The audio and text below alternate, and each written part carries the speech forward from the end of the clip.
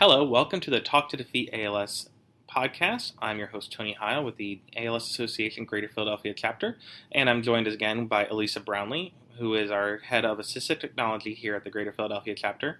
Assistive technology involves a lot of different tools and communications, and one of the most important things with communications is a yes, no, maybe system, which Lisa has explained to me many times, and we're going to explain again in this quick 5-minute tip.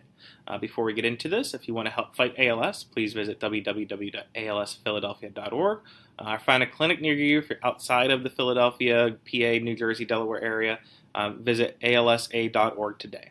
So, Lisa, tell us, what is a yes, no, maybe system and how do people use it?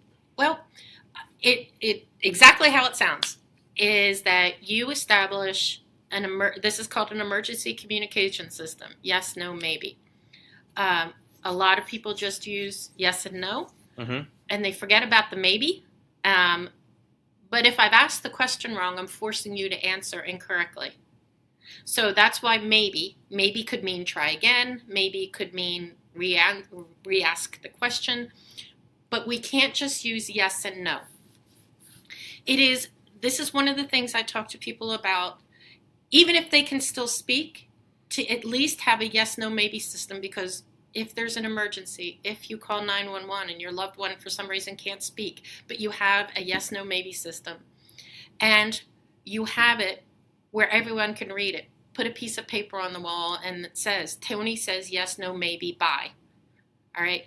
And sometimes people use eye blinks. Eye blinks are not my preferred method, because sometimes with people with ALS, you'll get what's called a real lazy blink, where they'll just blink real slow.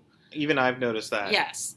So what I encourage people to do is you can do one of two things. You can stand at the foot of the bed, or you can stand over the person and give them targets. Hold your right arm out and say, this is yes. Hold your left arm out, no, and hold your hands above your head for maybe.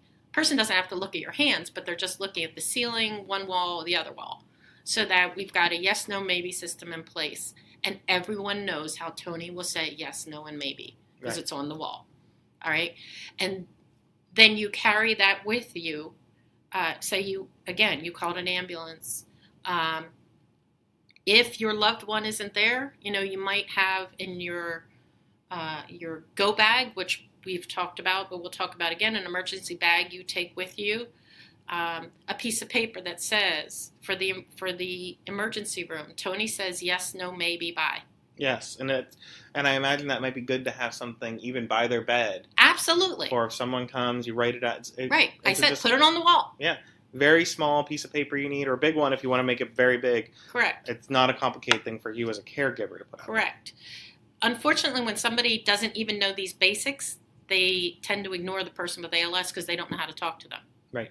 And I imagine as a caregiver, if you don't have a system like this in place, you could get hurt. Correct. So if you're trying to lift somebody, if you're trying to do something else like that, and you don't have an easy system of communication, you might do it improperly and hurt both of you if you pick them up and you break your back. Correct. But again, the importance of yes, no, and maybe. Right.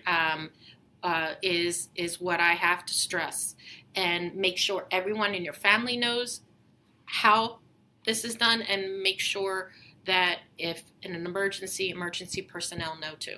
Great. So yes, no, maybe system is one of the most important ways to communicate, especially if your technology goes out. Yes. If even as a disease progresses, so you have the same way of doing it as you may lose your voice and ability to speak. So to learn more about this and other tools, visit alsphiladelphia.org. Follow us on social media at ALS Philadelphia. And, of course, subscribe to us on iTunes for more of our 5-minute tips and other podcasts.